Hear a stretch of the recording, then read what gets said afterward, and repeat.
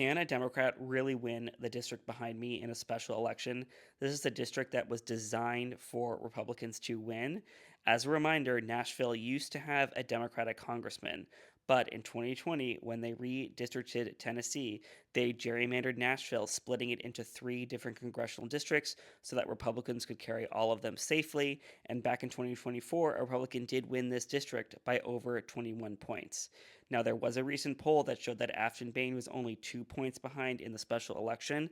And while overall the early voting numbers look pretty good for Democrats, there are a few little issues I see in those numbers that if I were Afton Bain's campaign, they would keep me up at night and I would be fighting hard to get out certain voters by election day. And I'm going to show you exactly where in the district those troublesome areas are for Democrats and where they need to focus to get voters out on election day, which is Tuesday. So the graph behind me shows you how each campaign turned out their voters during early voting, which is now complete in the special election. These are all the precincts, with the most Donald Trump being on the left, the most Kamala Harris being on the right from 2024, and on the y-axis is basically turnout from early voting. What you want to see is as you go from left to right, all the dots shift up. So we see like a line like this.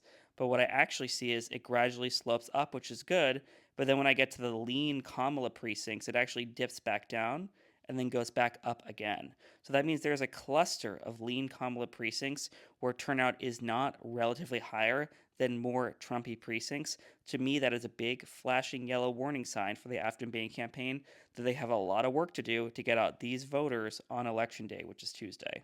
So first, let's look at some actual precincts in Nashville, which is in Davidson County, which is the most important Democratic county in the district. And you can see here on the left is 2024 election results, and on the right you can see is turnout so far from early voting, with dark green being higher turnout.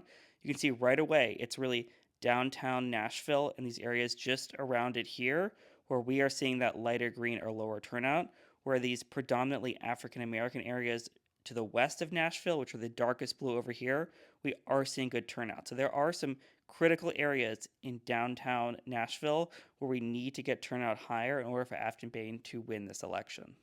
One of the most troubling parts of the story is actually what's happening north of Clarksville. So Clarksville's right here. It's pretty dark green, but it's these areas north of Clarksville that Kamala Harris actually won, where we see some of the lowest turnout of all the Democratic precincts. So this area they need to do better at if she wants to flip this county. Also in Robertson County, we have Springfield, which is the only blue precinct here. Again, one of the lower turnout areas. And finally, our one blue dot in Williamson County outside of Franklin. Again, an area we need more turnout.